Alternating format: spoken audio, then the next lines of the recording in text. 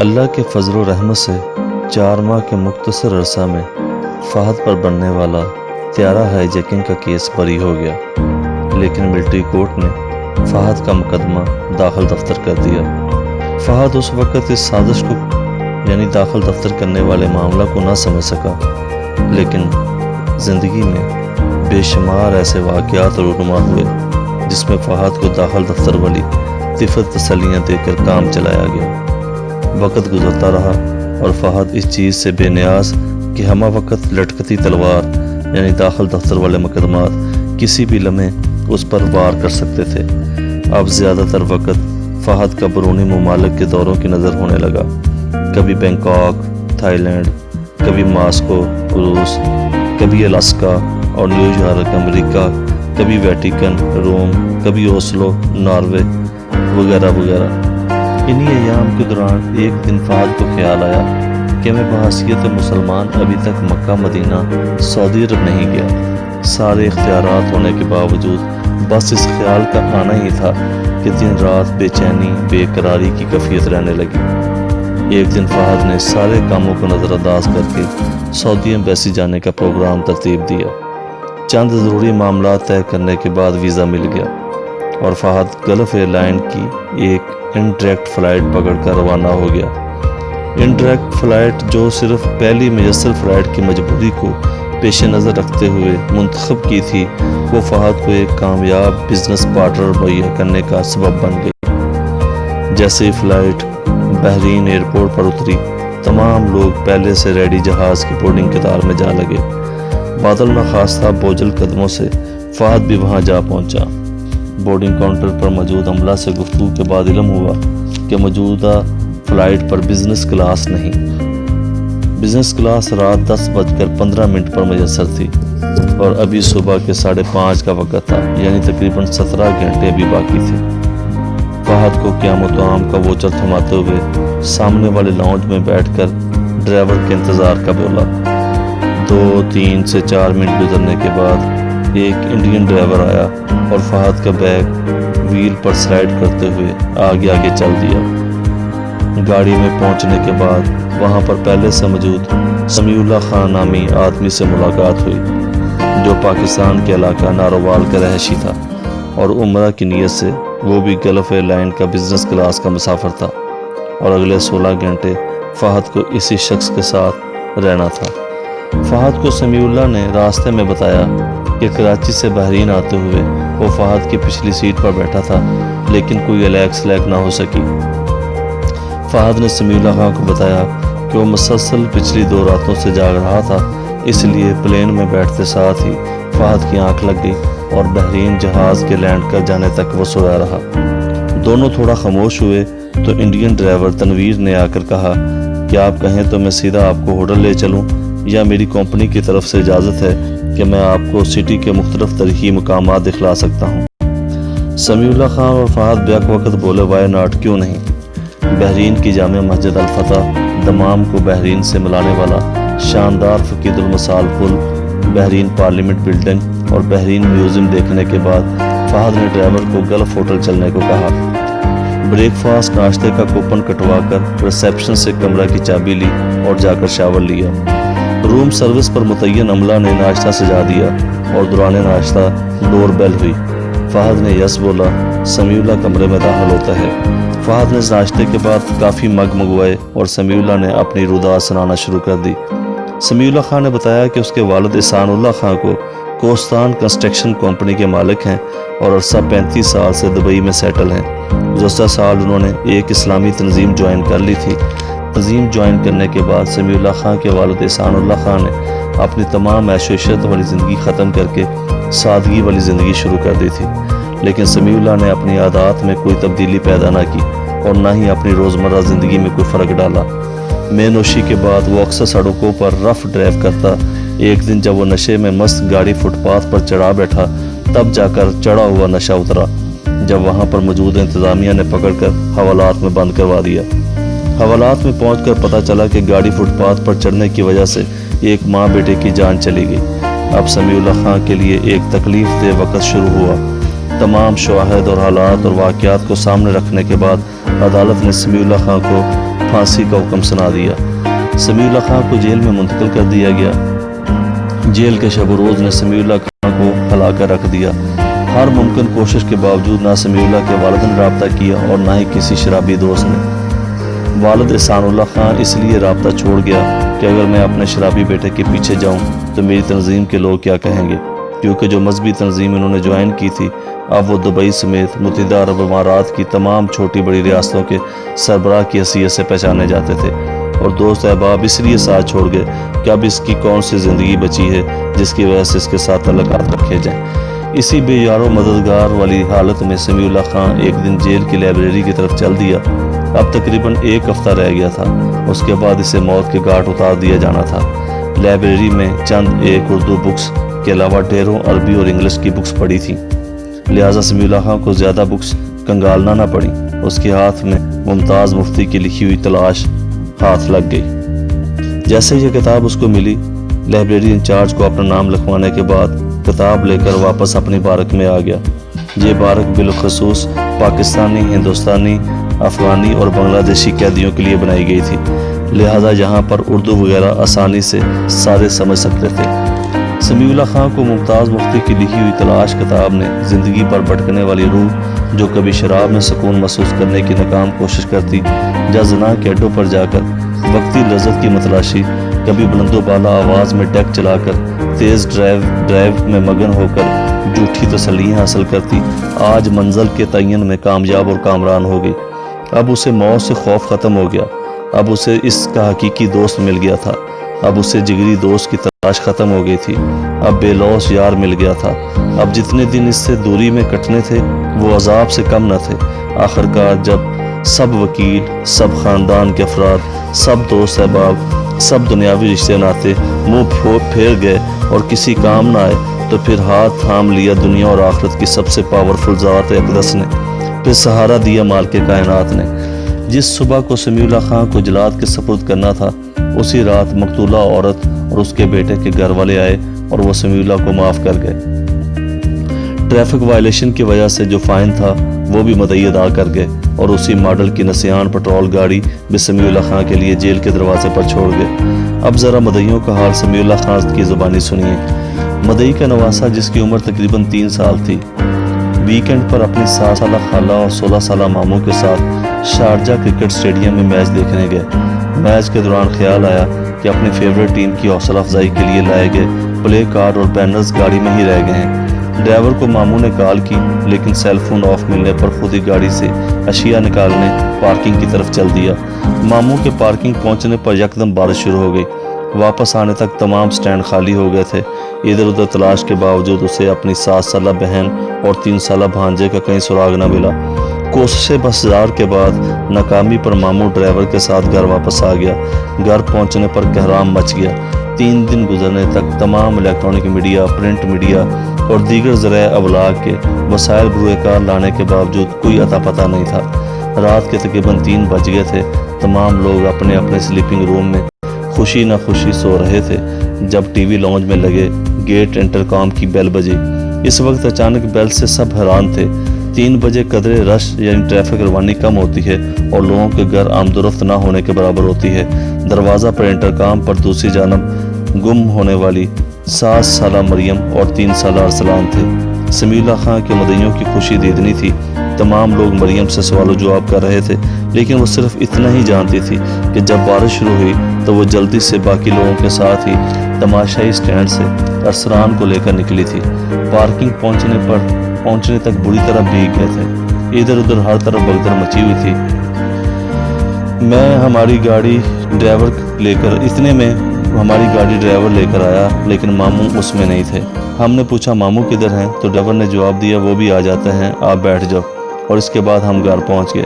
لیکن آپ سب اتنے پریشان کیوں ہیں؟ مدعی سمیع اللہ خان نے کہا، بیٹا آپ دونوں کو گم ہوئے سمیع اللہ خان کے مدعی نے کہا، بیٹا آپ دونوں کو گم ہوئے آج 3 روز گزر گئے ہیں اور ہر جگہ تلاش کے باوجود آپ دونوں کا کہیں سراغ نہ ملا۔ مریم نے کہا، پاپا آپ کیا کہہ رہے ہیں؟ ہماری سمجھ میں تو کچھ نہیں آ رہا۔ ہم تو ابھی سیدھے اسٹیڈیم سے یہاں گاڑی آ رہے ہیں، ہمارے تو کپڑے بھی ابھی تک بارش کی وجہ سے گیلے ہیں۔ آپ ڈرائیور سے پوچھ لیں۔ مریم نے سب کچھ ایک ہی سانس میں کہہ دیا۔ سب حیران تھے کہ ماجرا کیا ہے۔ سمیع اللہ خان کے مدعی نے کہا، مریم بیٹا، ڈرائیور کو تو چھٹی پر گئے ہوئے 2 دن ہو گئے ہیں کیونکہ اس کی والدہ کا انتقال ہو گیا تھا۔ مریم کہہ رہی تھی، نہیں پاپا جانی، وہ تو گیٹ پر گاڑی کا ٹائر بدل رہا ہے۔ سمیع اللہ خان کا مدعی دروازے پر گیا اور واپس ایک کتاب اٹھا لایا۔ وہ کتاب کا سرورق ٹائٹل تلاش تھا اور ہر صفحہ پر سمیع اللہ ثنا فسان اللہ لکھا ہوا تھا۔ تمام لوگ غصے سے پاگل کہ اس کی یہ جرت کہ اب اپنے بچاؤ کے لیے ہمارے بچوں کو اغوا کرنے لگا۔ اس سوچ کے آتے ہی انہوں نے پولیس کو فون کرنے کا ارادہ کیا۔ پولیس کے پہنچنے کے بعد جب ثبوت کے لیے ڈائری پیش کرنے لگے تو سمیع اللہ خان کے مدعی نے دیکھا یہاں پر تلاش لکھا تھا، وہاں پر معافی نامہ لکھا ہوا تھا اور اندرونی صفحات پر سمیع اللہ خان ثنا فسان اللہ خان کی جگہ مقتولہ اور قتل ہونے والے بچے کا نام، اور صرف ایک ہی صفحہ باقی صفحے گم ہو گئے بلکہ غائب ہو گئے۔ سمیع اللہ خان کے مدعی کو تمام معاملہ سمجھنے میں زیادہ دیر نہ لگی اور وہ اگلے ہی روز جب سمیع اللہ خان کی ملاقات پر پہنچے تو معلوم پڑا کہ جمعے والے دن اسے موت کی سزا دی جائے گی۔ معافی، گاڑی اور دیگر لوازمات کے ساتھ اس کا آنا اور سمیع اللہ خان کو ساتھ لے جانا سمیع اللہ کی زندگی کا ٹرننگ پوائنٹ ثابت ہوا اور وہ رہائی کے بعد پہلی میسر فلائٹ پر عمرہ کے لیے روانہ ہو گیا۔ ابھی فہد نے اپنے عمرہ پر آنے کی ساری رودات سنانا شروع کی۔ اگلی تمام باتیں فہد کی زبانی سنیے۔ میں حالات کے گرداب میں بری طرح پھنس چکا تھا۔ آئے دن کسی نہ کسی ٹارگٹ پر روانگی، کوئی کام تو حب الوطنی، دینی مطابقت میں، کوئی داخل دفتر والی لٹکتی تلوار کی وجہ سے، لیکن الحمدللہ کبھی نہ تو میرے پاؤں لڑکھڑائے ڈگمگائے اور نہ ہی کبھی خوف دامنگیر ہوا۔ برستی گولیوں میں چلتے راکٹوں میں، گرتے مارٹر کے گولوں میں، کبھی ڈرون کی پروازوں میں، کبھی ڈیزی کٹر بمبوں کی گن گرج، گویا کہ تمام قسم کے سخت سے سخت حالات میں بھی میں نہ گھبرایا نہ پریشان ہوا اور نہ ہی کبھی مکہ کا اور مدینہ کا خیال آیا۔ دنیا کے 55 ممالک کے وزٹ کے باوجود کبھی اللہ اور اللہ کے رسول کا خیال نہ آیا۔ ایک اذیت سے کم نہیں تھا۔ لاہور ایئرپورٹ پر اترا، اسلام آباد کی فلائٹ کا پتہ کیا۔ دھند اور موسم کی خرابی کے پیش نظر کوئی بھی فلائٹ آپریشنل نہیں تھی، لہٰذا پینتھر کی ٹکٹ کروائی اور اسلام آباد کا سفر شروع کر دیا۔ پینتھر ایک VIP سروس ہے جس میں چیدہ لوگ سفر کرتے تھے۔ میں تھوڑا پینتھر کا بتاتا چلوں۔ ڈرائیور کے ساتھ صرف ایک سیٹ اور ڈرائیور کی پچھلی سیٹ پر 3 لوگ، پھر 3 لوگ، پھر لاسٹ میں 3 لوگ۔ میں ڈرائیور کی پچھلی سیٹ پر بیٹھا ہوا تھا اور ڈرائیور کے ساتھ والی سیٹ پر ایک عورت اور اس کے ساتھ ایک بچہ۔ گاڑی جب لاہور سے روانہ ہوئی تو فہد کے ساتھ والی سیٹ پر بیٹھا ہوئے آدمی نے گفتگو شروع کر دی اور چند منٹ کی گفتگو کے بعد مجھے علم ہوا کہ میرے ساتھ بیٹھا ہوا شخص میرے ایک امریکی دوست کے والد صاحب ہیں اور ان کا تعلق تبلیغی جماعت کے ساتھ ہے۔ گاڑی اپنی مخصوص رفتار میں اپنی منزل کی طرف گامزن، گفتگو کا سلسلہ مذہبی سے پولیٹیکل ڈسکس پھر پرسنل ڈسکس میں تبدیل ہو گیا۔ گفتگو کے دوران اچانک میرے ساتھ بیٹھے ہوئے میرے دوست کے والد صاحب کی گردن لڑک گئی اور ان کا جسم بے جان ہو گیا۔ اس بات کی اطلاع کے لیے میں نے جلدی سے ان صاحب کے ساتھ والے مسافر کو مخاطب کرنا چاہا تو ان کی بھی اسی حالت میں دیکھ کر گھبرائے ہوئے پچھلی سیٹ پر دھیان دیا تو وہ تینوں اور ان کے پچھلی سیٹ پہ تینوں مسافر بھی اسی حالت میں تھے۔ ان سب کی گردنیں لڑک چکی تھیں۔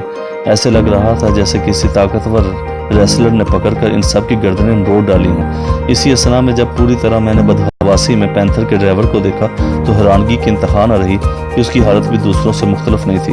فرنٹ سیٹ پر بیٹھی خاتون بھی اس دنیا فانی کو چھوڑ چکی تھی، صرف وہ بچہ جو اپنی والدہ کے ساتھ بیٹھا ہوا تھا وہ زندہ تھا، یا پھر میں، باقی سب اس دنیا سے رخصت ہو چکے تھے۔ ابھی میں سکتے سے باہر نہیں آیا تھا اس سارے مناظر کو دیکھ کر کہ زوردار دھماکہ ہوا اور میں بے ہوش ہو گیا۔ جب ہوش آیا تو میں پیمز ہسپتال اسلام آباد کی ایمرجنسی وارڈ میں موجود تھا اور کافی سارے ملکی اور غیر ملکی جرنلسٹ میرے پاس گفتگو کرنے کے لیے موجود تھے۔ تھوڑی گفتگو کے بعد معلوم پڑا کہ کلر کا ہاتھ چڑھائی کے دوران ایک ٹرک کا ٹرائی راڈ ٹوٹ گیا اور ہچکولے کھاتا ہوا اپنی لائن سے ہٹ کر پینتھر سے آ ٹکرایا اور تمام لوگ میرے اور اس بچے کے علاوہ لقمہ اجل بن گئے۔ میں اس سارے معاملے کا واحد چشمدید گواہ کی حیثیت سے زندہ ہوں جو بلوغت میں پہنچنے کی وجہ سے اس کو بیان کر سکتا ہوں، یا پھر وہ معصوم بچہ جو ان سارے معاملات کو بیان کرنے سے قاصر ہے۔ ہسپتال میں ڈاکٹر نے 15 دن کے لیے داخل رہنے کے لیے مجھے کہا اور مکمل طور پر ہر قسم کی گفتگو سے منع کر دیا۔ اور سختی سے آرڈر کیا کہ کوئی بھی مجھے ڈسٹرب نہ کرے، لیکن میرا دل چاہتا تھا کہ میں چیخ چیخ کر لوگوں کو بتاؤں کہ تمام لوگ ڈرائیور سمیت پہلے ہی سے مر چکے تھے۔ میں تیسرے دن اپنے اثر و رسوخ سے پمز ہاسپٹل سے ڈسچارج ہونے میں کامیاب ہو گیا۔ اسلام آباد سے کراچی پہنچ کر ایئرپورٹ سے تھائی لینڈ کی فلائٹ لے کر بینکاک پہنچا۔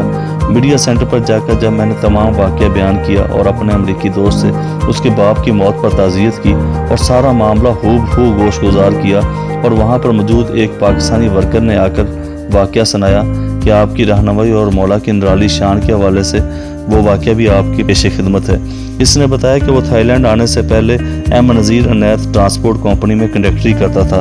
ایک رات وہ لاہور سے صادق آباد رات 12:30 بجے بادامی باغ اڈا سے نکلے۔ تقریباً 1 گھنٹہ بعد مانگا منڈی کراس کرتے ساتھ ہی آندھی اور شدید طوفان نے آ گھیرا، لیکن بس جسے 72 سیٹر بھی کہا جاتا تھا، پاکستان میں ڈرائیور حضرات نے ایسی بسوں کے پیچھے مختلف ناموں سے طیارہ لکھا ہوتا ہے۔ ڈرائیور کے گیٹ پر پائلٹ گیٹ دروازہ لکھا ہوتا ہے، اور تقریباً 72 سے لے کے 85 لوگوں کی زندگی اسی پائلٹ کے ہاتھوں میں ہوتی ہے۔ رف ڈرائیونگ کی وجہ سے سیٹوں سے ہٹ کر ٹاپے پر بیٹھے 5 سے 7 افراد دائیں بائیں لڑکتے رہتے ہیں۔ یہ سامنے ٹاپے پر بیٹھے افراد اور کنڈکٹر کہتا ہے کہ مانگا منڈی اور بائی پھرو جسے آج کل پھول نگر کے نام سے جانا جاتا ہے، وہاں پر بس پہنچی تو ایک سفید کپڑوں میں ملبوس آدمی نے ہاتھ دیا۔ ڈرائیور نے گاڑی روکنا چاہی تو ہیلپر اور کنڈکٹر نے حالات کی سنگینی کے پیش نظر گاڑی نہ روکنے کا مشورہ دیا، کیونکہ ان دنوں اکثر ڈاکو مختلف روپ دھار کر بسیں لوٹتے رہتے تھے۔ ڈرائیور نے کہا رات کے اس وقت طوفانی رات میں کون سا ڈرائیور اس کو لفٹ دینے کے لیے تیار ہوگا، لہٰذا اس نے بریک لگا دی۔ کنڈکٹر بتاتا ہے کہ جب میں نے دروازہ کھولا اور باہر دیکھا تو وہاں کوئی بھی شخص موجود نہیں تھا۔ ادھر ادھر پیچھے دیکھا، کوئی بھی زیرو نظر نہ آیا۔ ڈرائیور کو کنڈکٹر نے کہا استاد جی باہر تو کوئی بھی نہیں ہے، چلیں، لیکن جب دیکھا تو تمام گیئر نکال کر گاڑی کو نیوٹرل کرنے کے بعد وہ سٹیئرنگ پر اپنا سر رکھے ہوئے مر چکا تھا۔ واہ ربا تیریاں شانہ۔ تمام مسافروں کو حادثے سے بچانے کے لیے مالک نے پہلے ہی ملک الموت کو ایک مسافر کی شکل میں سڑک کے کنارے کھڑا کیا اور پھر ڈرائیور کے دل میں بریک لگانے کا ارادہ ڈالنا۔ یہ سب اس کی حکمتیں ہیں جو ہمارے دل اور دماغ اور ذہن سے بالاتر ہیں۔ رات کو عموماً چیٹ کرتے ہوئے 2 بج جایا کرتے تھے۔ اس دن بھی چیٹ روم میں بات چیت کے دوران تذکرہ چل نکلا ایم نذیر انیت ٹرانسپورٹ والے کنڈکٹر والے قصے کا۔ وہیں پر انڈیا سے تعلق رکھنے والے ایک انجینئر جو برلن جرمنی میں فارکس ٹریڈنگ ہاؤس میں جاب کرتے تھے مجھے بتانے لگے کہ کچھ عرصہ قبل وہ بھی بمبئی سے موزمبیق بحری جہاز پر سفر کر رہا تھا کہ اچانک سمندری طوفان نے بحری جہاز کو آن گھیرا۔ کپتان نے اناؤنسمنٹ کروا دی کہ تمام مسافر اپنی اپنی جگہ پر رہیں اور افراتفری پھیلا کر بھگدڑ مچا کر بحری جہاز کا بیلنس خراب نہ کریں۔ میں اس وقت بحری جہاز ریڈار والے ٹاور کے قریب کھڑا تھا۔ خوفناک حد تک ابھرتی ہوئی لہروں اور انتہائی خطرناک اور خراب موسم کی وجہ سے دوپہر کے 1 بجے ہی رات کا سماں قائم ہو گیا۔ بادلوں میں بدلتی تصویر ایک بلند و بالا دیو قیامت آدمی کی شکل اختیار کر گئی۔ اس بھارتی انجینئر جو برلن جرمنی کے فارکس ٹریڈنگ ہاؤس میں جاب کرنے والے سے مخاطب ہو کر کہنے لگا موزمبیق جانے کے بجائے واپس چلے جاؤ، ورنہ وہاں پہنچنے تک جہاز پر کام کرنے والا آدھا عملہ موت کے آغوش میں چلا جائے گا۔ یہ کہتے طوفان تھم گیا اور سمندر کی لہریں نارمل ہو گئیں۔ انڈین انجینئر نے یہ بات تمام لوگوں کو بتائی، لیکن کسی نے بھی اس بات پر توجہ نہ دی۔ موزمبیق پہنچنے پر لائٹ ہاؤس سے لنگر انداز ہونے کی پرمیشن نہ ملی۔ ایک رات مزید ہمیں سمندر کی لہروں پر بسر کرنی تھی۔ وہ رات بحری جہاز پر آفت بن کر گری۔ اس بحری جہاز کا ٹوٹل عملہ 38 لوگوں پر مشتمل تھا۔ اس رات 22 لوگ علیحدہ علیحدہ اپنے بیڈ روم میں مردہ حالت میں پائے گئے۔ 16 لوگوں میں سے ایک واحد میں تھا جسے شامل تفتیش کیا گیا، لیکن کوئی بھی ثبوت میرے خلاف نہیں جاتا تھا، اور 36 گھنٹے زیر راست رکھنے کے بعد باعزت رہائی میسر آ گئی۔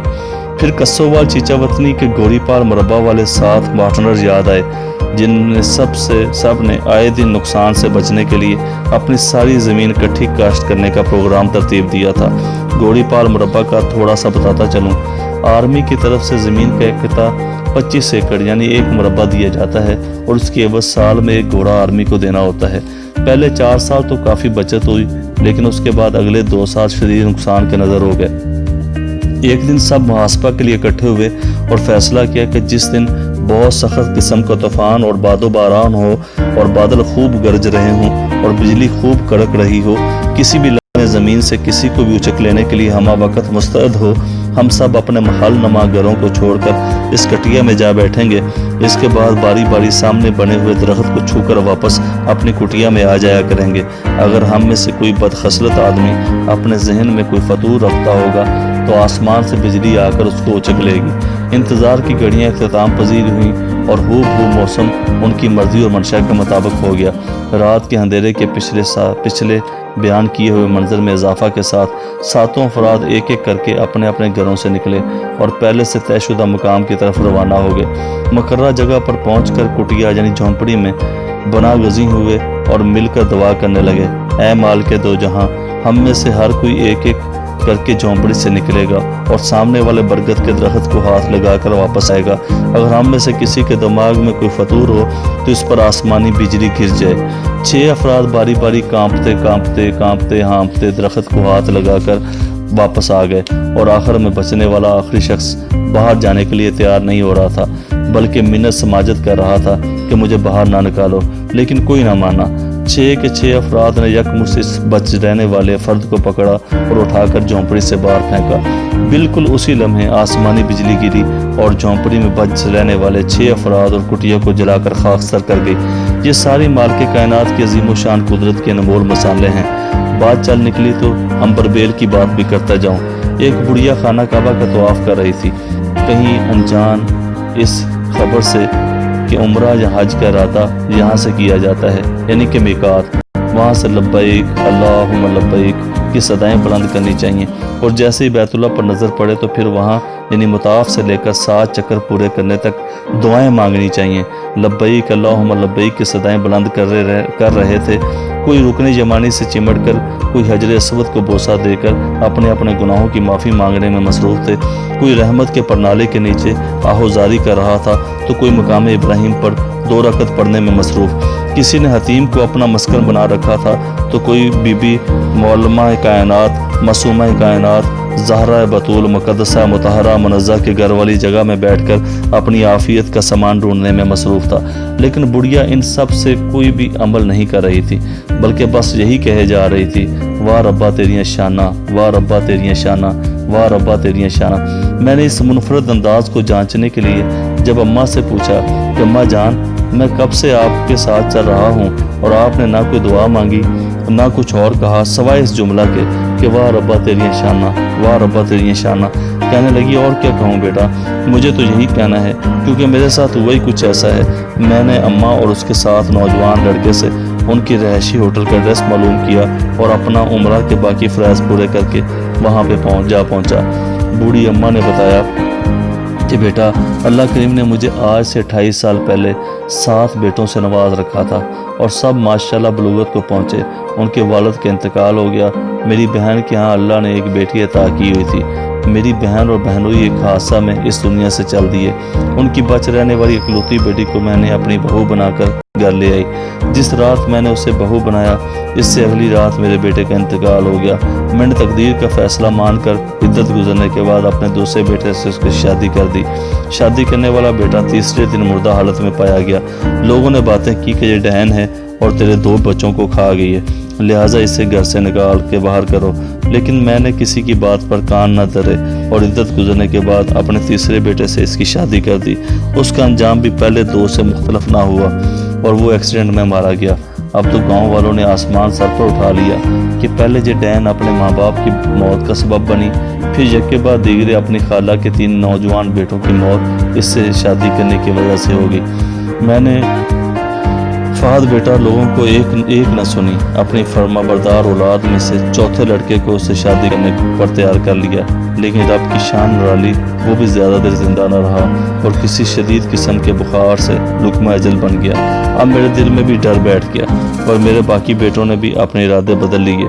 اوپر سے سونے پہ سہاگا میری بھانجی کسی سے بھی شادی کرنے کو تیار نہ ہو۔